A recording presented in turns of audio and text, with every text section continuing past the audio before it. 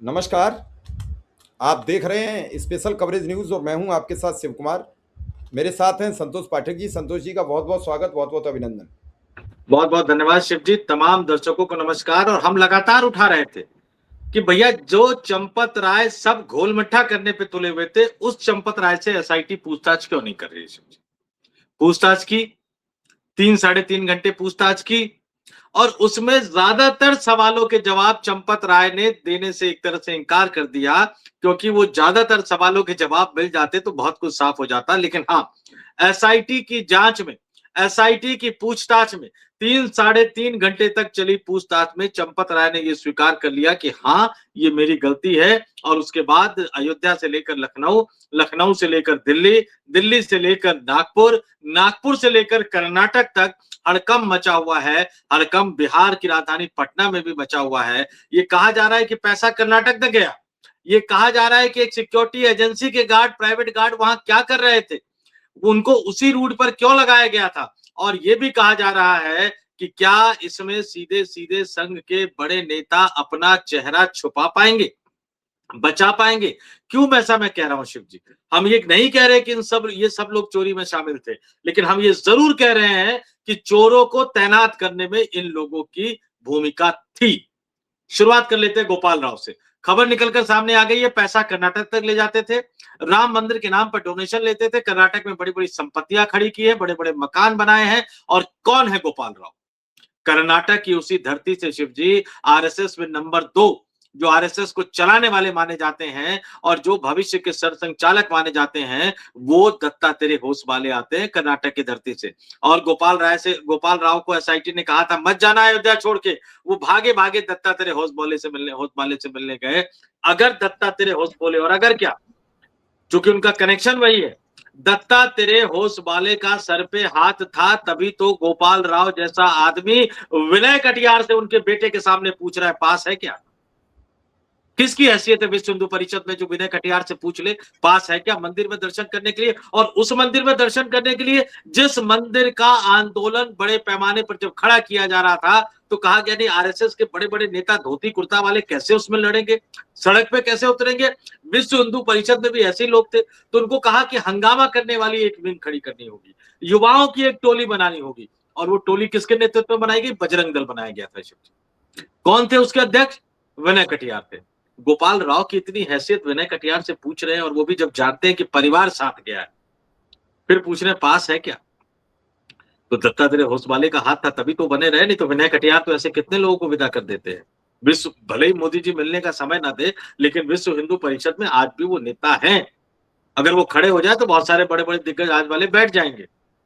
तो गोपाल राव को तैनात करने में दत्तात्रेय होसवाले की भूमिका थी या नहीं थी, ये सब चीजें सामने आनी चाहिए। फिर ये कहा जा रहा है एक प्राइवेट सिक्योरिटी एजेंसी, और इस बीच चंपत राय ने मान लिया है कि हाँ मेरी गलती है। मैं एक एक करके दर्शकों के सामने तमाम चीजों को रखूंगा शिव जी, दर्शकों से कहूंगा जरा इसको समझने की कोशिश करें। सबसे पहले आपके स्क्रीन पर प्रभा साक्षी डिजिटल पोर्टल, बहुत ही विश्वसनीय डिजिटल पोर्टल है, उसका हेडलाइन दिखा रहा हूं। राम मंदिर डोनेशन थेफ्ट केस, पूर्व महासचिव चंपत राय से एसआईटी की 3 घंटे तक पूछताछ, कई सवालों पर साधी चुप्पी, कई सवालों पर चुप्पी साध रहे। और नीचे जो खबर है, अयोध्या के भव्य राम मंदिर में दान की कथित चोरी और वित्तीय अनियमितताओं के मामले में जांच एजेंसी ने अपनी कार्रवाई बेहद तेज कर दी है। इस हाई प्रोफाइल घोटाले की जांच कर रहे, शुक्र है अब मीडिया कह रही है कि घोटाला है। इस हाई प्रोफाइल घोटाले की जांच कर रही स्पेशल इन्वेस्टिगेशन टीम एसआईटी ने श्री राम जन्मभूमि तीर्थ क्षेत्र ट्रस्ट के पूर्व महासचिव चंपत राय से लगभग 3 घंटे तक गहन पूछताछ की और उनका आधिकारिक बयान दर्ज किया। सूत्रों के मुताबिक पूछताछ के दौरान जांचकर्ताओं ने चंपत राय के सामने प्रशासनिक फैसलों, दान प्रबंधन और नियुक्ति से जुड़े कई तीखे सवाल रखे, जिनमें से कई अहम सवालों के जवाब जो है वो नहीं दे पाए। लेकिन उत्तर प्रदेश का एक बड़ा चैनल ये क्या बता रहा है, हमने दर्शकों को पहले बताया था, अयोध्या पुलिस ने कहा कि हर जगह सीसीटीवी लगा देते हैं, कंट्रोल रूम अयोध्या पुलिस के हेडक्वार्टर में रख देते हैं। ट्रस्ट ने कहा ना ना ना ना ना ना ना ना, ये अयोध्या से क्या लेना देना, ये यूपी सरकार से क्या लेना देना, ये तो मेरी संपत्ति है, मेरी जागीर है, मैं चाहे जो करूं। तो उनको पुलिस का सीसीटीवी सिस्टम मंजूर नहीं था। लेकिन प्राइवेट सिक्योरिटी गार्ड लिया है। हालांकि वहां की सुरक्षा व्यवस्था यूपी पुलिस, केंद्र सरकार सबके हाथ में है, क्योंकि ये सही बात है कि नापाक इरादे, आतंकवादियों के मंसूबे हम समझ नहीं सकते। अलग बात है कि उस पाकिस्तान से बात करने के लिए राम माधव चले जाते हैं, पता नहीं अमेरिका ने हुक्म दिया था या किसने हुक्म दिया था। बाद में कह रहे कि नहीं मैं तो नहीं गया था जी। ये सारी गलतियां वही करते रहते हैं। भारत समाचार की खबर, चंपत राय के 400 निजी सिक्योरिटी गार्ड थे जो उनके इशारे पर काम करते थे। भैया ये 400 निजी सिक्योरिटी गार्ड रखने की क्या जरूरत थी? और अगर ये रखना था तो पुलिस वाले ही और ज्यादा बढ़ा लेते। अगर चंपत राय की इतनी तो उस समय चल रही थी कि यूपी पुलिस को कहते तो 400 क्या 1000 जवान और उनको दे देते। वो जो पीएससी होती है उसके जवान लग जाते। हर महीने 1 करोड़ रुपए मंदिर के अकाउंट से जाता था। चढ़ावा रूट पर हर जगह निजी सिक्योरिटी मुस्तैद थी। सुनियोजित गिरोह की तरह कार्य प्रणाली थी। मतलब क्या ये पहले से ही इस बात को लेकर तैयार बैठे थे कि मंदिर बनेगा और मंदिर बनते ही हम लोग लूटना शुरू कर देंगे। भारत समाचार की ये खबर, विस्तार से ये खबर है और इसमें क्या कहा गया है। चंपत राय की एक अलग दुनिया थी, जैसे राजा टाइप, एक अलग ही दुनिया बना दी थी उन्होंने। और उनकी अपनी सेना थी जिसे निजी सिक्योरिटी गार्ड कहते हैं। 1 करोड़ रुपए महीना यानी सालाना 12 करोड़ रुपए निजी सिक्योरिटी गार्ड को दिए जा रहे थे, और वो भी नंबर 1 से और अकाउंट से। अब ये सिक्योरिटी गार्ड क्या करते थे शिव जी? ये सिक्योरिटी गार्ड लूट्स के माल जो लूट का जो माल था उसके रूट पर तैनात थे। ये चढ़ावा चोरी का मामला जितना सरल लगता है उतना सरल है नहीं, बहुत पेचीदा और साजिशों से भरा हुआ है। इसलिए इसकी मांग हो रही थी कि हाई लेवल की इंक्वायरी होनी चाहिए। वो 3 अफसर तो बेचारे फंस गए, वो तो कई तरह से फंस गए हैं, वो भी आगे बताऊंगा मैं आपको। अब इसमें कहा गया कि भैया सूत्रों के मुताबिक मंदिर परिसर में तैनात करीब 400 निजी सुरक्षा कर्मी जांच एजेंसियों के रडार पर है। उनकी duty, roster, CCTV footage, entry exit record और संदिग्ध गतिविधियों की पड़ताल की जा रही है। सबसे बड़ा सवाल जो भारत समाचार उठा रहा है, हम भी उठा रहे हैं, कि केंद्र और राज्य सरकार की भारी सुरक्षा व्यवस्था के बावजूद मंदिर परिसर में इतनी बड़ी संख्या में निजी गार्ड क्यों लगाए गए थे? और ये जो निजी गार्ड जिस सिक्योरिटी एजेंसी से थे वो आरएसएस से जुड़े एक बड़े पदाधिकारी, बिहार के एक पदाधिकारी से संबंधित बताई जाती है, जो मोदी के सांसद भी रह चुके हैं। और बाकी कई सारी चीजें हैं इसमें। और इसमें सिर्फ एक चीज जोड़ना चाहूंगा, जिसकी तरफ इशारा किया गया है शिव जी, वो सिक्योरिटी एजेंसी इस देश के किसी बड़े धार्मिक स्थल पे चले जाइए आप, एएसआई द्वारा प्रोटेक्ट किसी मोन्यूमेंट पे चले जाइए। मैं उड़ीसा गया, अभी सूर्य मंदिर और कई जगह गया, वही सिक्योरिटी एजेंसी थी। आप झारखंड में चले जाइए, वही सिक्योरिटी एजेंसी होगी। बिहार के चले जाइए, वही सिक्योरिटी एजेंसी होगी। उत्तर प्रदेश के एएसआई मोन्यूमेंट पे चले जाइए, धार्मिक स्थलों पे चले जाइए, यही सिक्योरिटी तैनात होगी। हर जगह यही सिक्योरिटी। जैसे मोदी जी के अडानी साहब यत्र तत्र सर्वत्र नजर आते हैं, वैसी एजेंसी यत्र तत्र सर्वत्र नजर आती है। जवाब तो देना चाहिए कि हर जगह इन्हीं को टेंडर क्यों मिलता है ये। और एक बात और भी है, जैसे एक ट्रस्ट बनाया था रामदेव ने, जिससे अजीत डोभाल जुड़े हुए थे। फिर क्या क्या क्या कैसे हुआ वो तो ठीक है। एक ये सिक्योरिटी एजेंसी है जिसमें आर्मी के रिटायर्ड अधिकारी जुड़े हुए हैं। टीवी चैनलों पे आर्मी के अधिकारी दिखते होंगे ना, मोदी जी ये है, मोदी जी वो है। अब उनके मुंह पे दही जम जाता है जब उनसे कोई पूछे कि चीन की सेना भारत में कैसे घुस गई। लेकिन क्या करें, उन सबको राज्यपाल बनना है, सबको उपराज्यपाल बनना है। उनको लगता है कि 2-4 बना दिए गए हैं तो हमारा भी नंबर आ सकता है, कुछ भी हो सकता है।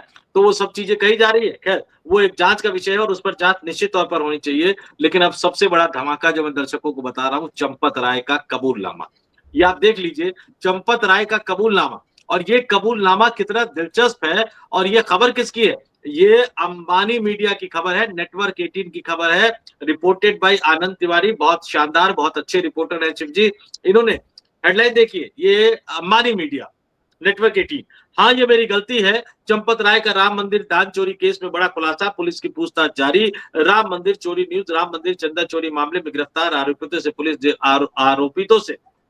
पुलिस जेल में पूछताछ करने की तैयारी कर रही है। और इसके लिए पुलिस ने कोर्ट में अर्जी भी डाल दी है। कोर्ट की परमिशन मिलते ही पुलिस पूछताछ शुरू कर देगी। हालांकि साथ साथ चंपत राय के भी बयान पुलिस ने दर्ज किए हैं। और ये जो पूरी खबर है, ये मैं दर्शकों के सामने थोड़ा सा विस्तार से इसको कोशिश करता हूं बताने की, कि जो गलती वो मान रहे हैं वो गलती क्या है शिव जी।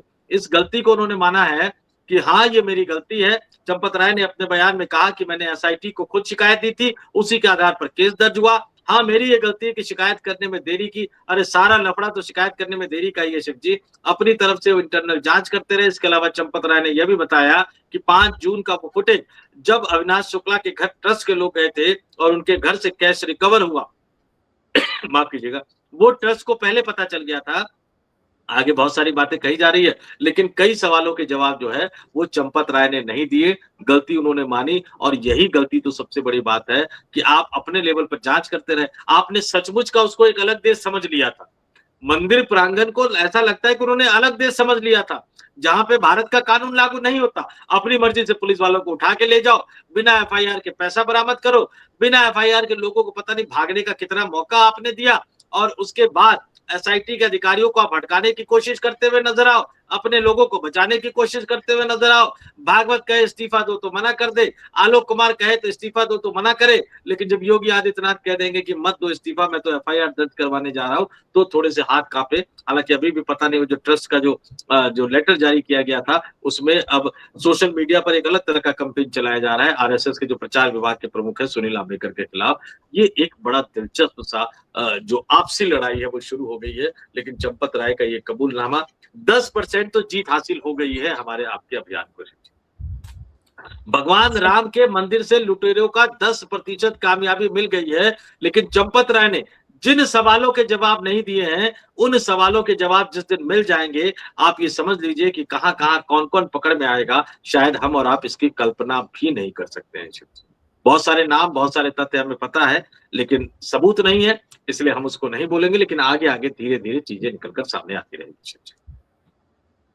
चलिए, अच्छी बात है, सब चीजें आए, लेकिन इस समय जो आरएसएस, विश्व हिंदू परिषद और बीजेपी, इन तीनों में गुत्थम गुत्था मची हुई है। कौन किसको कहां उलझाएगा, कौन किसको कहां नीचा दिखाएगा।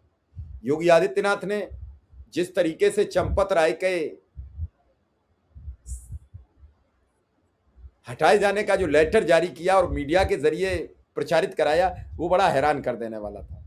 ये प्रकरण सुलझा नहीं था तब तक किसी ने यह बताया कि सुनील आंबेडकर ने जबरदस्ती दबाव बनाकर मंदिर के एक्स हैंडल पर, मंदिर के सोशल मीडिया हैंडल्स पर उन्होंने गोविंद गिरी से कह के इस्तीफा का प्रचार कराया। कितना सही है। माइक बंद है, माइक बंद है, माइक बंद है। हालांकि शिव जी मुझे ये नहीं पता कि सुनील आंबेडकर इस खेल के पीछे है या नहीं। सुनील आंबेडकर की जिम्मेदारी कुछ और है, लेकिन सुनील आंबेडकर नहीं होंगे, लेकिन एक और नेता हो सकते हैं इसके पीछे। और हमने पहले दिन सवाल उठाया था, ये ऐसा बयान जारी किया गया जिसमें हस्ताक्षर नहीं है। याद है शिव जी, जो सवाल मैंने पूछा था कि इस पर हस्ताक्षर क्यों नहीं है, वही सवाल अब आगे जाकर बढ़ेगा। पता नहीं, इसमें ऐसा लग रहा है कि सब एक दूसरे को निपटाने के लिए लड़ रहे हैं और चंपत राय के पास कुछ तो ऐसा है शिव जी, कुछ तो ऐसा है जो वो मोहन भागवत से टकराने की हिम्मत कर रहे हैं, जो वो विश्व हिंदू परिषद को धत्ता बताने की कोशिश कर रहे हैं, और बाकी छोड़िए, वो तो सीधे योगी आदित्यनाथ से टकराने की कोशिश करते हुए नजर आ रहे हैं। कुछ तो ऐसा है चंपत राय के पास, या चंपत राय को शायद कुर्सी का मुंह अब नहीं छोड़ा जा रहा। उनको लगा कि भारत के प्रधानमंत्री है नरेंद्र मोदी, यूपी के, वो राजनाथ सिंह की जबान एक बार फिसल गई थी मुख्यमंत्री कहते, यूपी के मुख्यमंत्री सर्वे सर्वा है योगी आदित्यनाथ। उन्होंने कहा ये अयोध्या का राम मंदिर मेरा राज्य है, मेरा देश है, कैसे छोड़ दूंगा मैं इसको। कुछ ना कुछ तो ऐसा लोचा है जिससे चंपत राय एक तरह से चढ़े हुए नजर आते हैं, और चंपत राय पर हाथ, मुझे लगता है, मैं फिर कहूं, मोहन भागवत नहीं तो दत्तात्रेय होसपाले, दोनों में से किसी एक का हाथ तो जरूर है शिव जी। नहीं, एक सबसे बड़ी समस्या ये है कि ये आपसी गुत्थम गुत्था में संतोष जी कभी कभी पुलिस बड़ा दिमाग से काम खेल लेती है। जैसे 4 चोर उसने गिरफ्तार कर लिए और चारों उस चोरी में सम्मिलित हैं, खोल नहीं रहा, फिर उन्होंने अलग अलग बिठाया और दूसरे से कहा वो तो ऐसे बता रहा था, वो कहता हम कहाँ थे, वही तो था, वही तो लाया था सब चोरी करके। फिर तीसरे के पास गए, उन्हीं वो बता रहे हैं कि वो दोनों तो नहीं थे, तुम गए थे चोरी करने, तो वो कहता वो दोनों गए थे, मैं, मुझे बुलाते रहे, मैं गया नहीं था। ऐसे करके वो चारों से कबुलवा लेते, और यही होगा। चंपत राय ने गलती स्वीकार कर ली। जब पहले ही दिन आपके पास एक शिकायत आई तो आपने जांच क्यों नहीं कराई, आपने वो सीसीटीवी फुटेज क्यों नहीं चेक कराए जो बंद थे। जब आपके पास इतना अमला था, एसबीआई ने 4 महीने पहले आपसे कहा कि इन कर्मचारियों को हटा दो, ये संदिग्ध हैं, आपने क्यों नहीं हटाए। फिर आप ये कहो कि मैं दोषी नहीं हूं, फिर आपके समर्थक ये कहें आप दोषी नहीं हो, तो इसका मतलब आपके नेतृत्व में ये सब काम हो रहा था। आप जनता को मूर्ख बनाने का जो सिलसिला चलाना चाहते हो, वो जनता मूर्ख बनने वाली नहीं है। बहुत दौर हो गया, ढेरों नारे आपने गढ़े हैं, ढेरों नारे गढ़े हैं। जो राम नाम के काम ना आए वो किस काम का। अब राम के नाम में आप काम आए, आप ही दान ले गए, आप ही चढ़ावा ले गए। तो ऐसा भैया राम के काम हमें नहीं आना है। हम तो प्रभु श्री राम हमारे आराध्य हैं। हम उनके लिए सुबह एक लोटा जल अर्पण करते हैं, एक दीपक जलाते हैं, एक धूप बत्ती जलाते हैं, प्रणाम करते हैं और अपने कारोबार पर निकल पड़ते हैं। दिन भर अपनी मजदूरी करते हैं, शाम को वापस पहुंचते हैं, प्रभु से कहते हैं कि प्रभु आपके आशीर्वाद से दिन अच्छा गुजर गया, रात भी अच्छी गुजर जाए, और इसी के साथ आप प्रणाम करके सो जाते हैं। हमारी तो दिनचर्या ये है।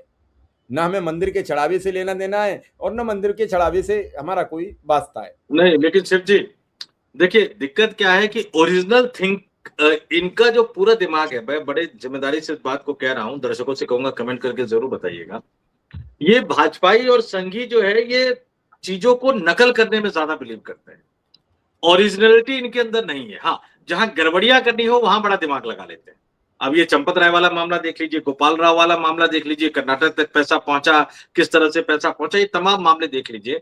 अब आजादी के आंदोलन के दौरान चंद्रशेखर आजाद से जुड़ा नारा, अब भी जिसका खून न खौला खून नहीं वह पानी है, जो देश के काम ना आए वह बेकार जवानी है।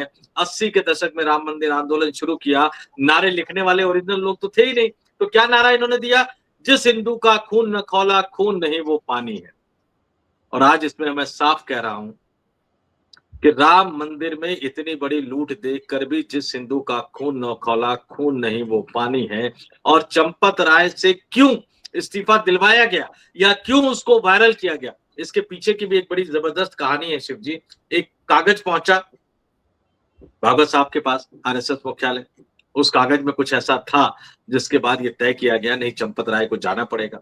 लेकिन चंपत राय तो चंपत राय, वो जाना ही नहीं चाहते, वो जाना ही नहीं चाहते। वो इस्तीफा, अयोध्या से पलायन, ये सब तो छोटी चीजें हैं शिव जी, वो सब कुछ अपने कंट्रोल में रखना चाहते हैं। और अब तो कहा जा रहा है कि ट्रस्ट की लड़ाई के 3 दावेदार हो गए। एक तो योगी आदित्यनाथ जो चाहते हैं हमारा अधिकारी बने, एक नरेंद्र मोदी अमित शाह जो चाहते हैं हमारा बने, एक चंपत राय भी घुस गए हैं कि ठीक है मैं तो छोड़ने को तैयार हूं लेकिन इसको बनाओ जिसको मैं कह रहा हूं।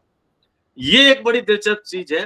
तो इस पर एक बड़ी स्टोरी कल मैं कोशिश करूंगा दर्शकों के सामने लेकर आऊं, लेकिन ट्रस्ट के सभी अधिकारियों के खिलाफ शिव जी ये बड़ी बहुत ही गंभीर बात है। आप ये देखिए, जो बिना हस्ताक्षर के जो बयान जारी किया गया 27 जून को, जिस बयान को कहा गया कि भैया कोषाध्यक्ष जो है स्वामी गोविंद देव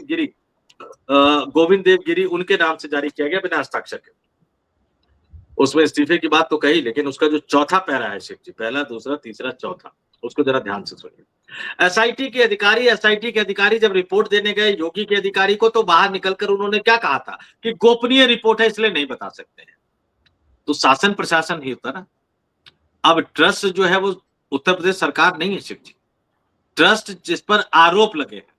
और क्या प्रेस रिलीज बताता है, देखिए कैसे होता है, आदमी कैसे फंसता है। चौथा पैरा में लिखा गया है, मंदिर के दान पात्रों से प्राप्त राशि की घटना के संबंध में न्यास के निवेदन पर उत्तर प्रदेश शासन द्वारा गठित एसआईटी से प्राप्त अंतरिम प्रतिवेदन के आधार पर न्यास ने एफआईआर की प्रविष्टि की है। ये एसआईटी का जो 20 पन्नों का जो रिपोर्ट था, प्रारंभिक रिपोर्ट, ये रिपोर्ट के ट्रस्ट के सदस्यों के पास पहुंच गई थी और ये गोपनीय थी, तो पहुंची कैसे? क्या ये आधिकारिक तौर पर पहुंचाई गई थी? हमारे पास तो कोई बयान नहीं है कि ट्रस्ट ने कहा, एसआईटी ने कहा हो कि हमने ये रिपोर्ट ट्रस्ट को सौंप दी है। उसी दिन मैं सवाल उठा रहा था कि एसआईटी की इस रिपोर्ट के आधार पर एफआईआर कौन दर्ज करवाएगा? अयोध्या का पुलिस कप्तान करवाएगा, अयोध्या का डीएम करवाएगा, उत्तर प्रदेश की योगी आदित्यनाथ सरकार करवाएगी, या केंद्र के गृह मंत्रालय करवाएगा, या ट्रस्ट के सदस्य को कहा जाएगा एफआईआर दर्ज करवाओ? ये रिपोर्ट ट्रस्ट के पास कैसे पहुंची? एसआईटी के अधिकारियों के खिलाफ भी मुकदमा होना चाहिए। और फिर अगर उसी रिपोर्ट के आधार पर आपने कार्रवाई की है, तो उस रिपोर्ट में चंपत राय का नाम था, अनिल मिश्रा का नाम था, गोपाल राव का नाम था, ट्रस्ट ने उन तीनों का नाम क्यों और किसके कहने पे छोड़ दिया? ट्रस्ट के सभी सदस्यों के मोबाइल जब्त करके कॉल रिकॉर्ड अगर निकाल लेंगे ना शिव जी, सारी चीजें सामने आ जाएगी। दिल्ली, लखनऊ, नागपुर, महाराष्ट्र, कर्नाटका, कहां किससे कब बात हो रही थी, ये एक बड़ा सवाल है। और चंपत राय का 10% कबूलनामा, 90% कबूलनामे का हम इंतजार करते हैं। और पुलिस पर कुछ ना कुछ तो प्रेशर है। इन आरोपियों को गिरफ्तार किया लेकिन पीसी नहीं मांगी शिव जी, पुलिस कस्टडी नहीं मांगी। जुडिशियल कस्टडी में चले जाने दिया गया। अब चंपत राय ने जो बयान दिया उसको मैच करने के लिए, चूंकि वो जुडिशियल कस्टडी में है, तो जेल में जाकर पूछताछ करनी है, तो उसके लिए फिर कोर्ट की परमिशन लेनी पड़ेगी। किसने कहा था आप उनकी पुलिस कस्टडी की डिमांड मत कीजिए? ये देख लीजिए आप जांच को कैसे अटकाने, लटकाने और भटकाने की कोशिश की जा रही है। देखा जाएगा कब तक लटकेगा, कब तक अटकेगा, कब तक फटकेगा। लेकिन यहां तो एक ही सवाल है कि आखिर मंदिर का दान खा गया कौन? और इस देश के प्रत्येक नागरिक को यह अधिकार है कि वो जाने, चाहे उसने दान दिया है अथवा नहीं, चाहे उसने चढ़ावा चढ़ाया अथवा नहीं। सनातन को इस ओर ले जाएंगे, यह किसी ने नहीं सोचा। और प्रधानमंत्री जी अब तक इस पर खामोश हैं, यह भी किसी ने नहीं सोचा होगा कि आखिर एक बार तो ये कहते कि मैं श्री राम मंदिर में चढ़ावा चोरी की आई खबरों से आहत हूं और ईमानदारी से इसकी जांच कराऊंगा, जो भी दोषी होंगे उन्हें जेल भिजवाऊंगा। ये एक बार तो कह देते, एक बार तो कह देते। क्या मेरा सवाल गलत है या सही? दर्शक हमें जरूर बताएं। संतोष जी ने समय दिया, इसके लिए संतोष जी का बहुत बहुत आभार, बहुत बहुत धन्यवाद। माइक खोलिए, माइक म्यूट है सर, माइक बंद था आपका। शिव जी बहुत बहुत धन्यवाद। दर्शकों से सिर्फ एक ही अपील करूंगा, आप लाइक करें ना करें, लेकिन कमेंट करके जरूर बताइएगा। मैं फिर कह रहा हूं, इतनी बड़ी लूट देखकर, इतनी बड़ी व्यवस्थित लूट देखकर भी जिस हिंदू का खून न खौला, खून नहीं वो पानी है, लोक परलोक सब जगह जाकर हिसाब किताब देना है, सब जगह जाकर हिसाब किताब देना है। जो बड़ी खबर मैं आपको बता रहा हूं ना, वो बड़ी खबर कल आपको बताऊंगा कि कौन से हिंदू हैं जिनका खून नहीं खौल रहा है, और उस कागज में क्या था जिस कागज ने खलबली मचा दी है। और मोदी हो, अमित शाह हो, योगी आदित्यनाथ हो, मोहन भागवत हो, और भी बहुत सारे नेता मंत्री हो, इनको सबसे ज्यादा डर किस बात से लगता है? 24 घंटे का इंतजार कीजिए, कल 3 बजे से पहले 3 साढ़े 3 बजे के आसपास हम ये बड़ी स्टोरी आपके सामने लेकर आएंगे। नमस्कार, धन्यवाद।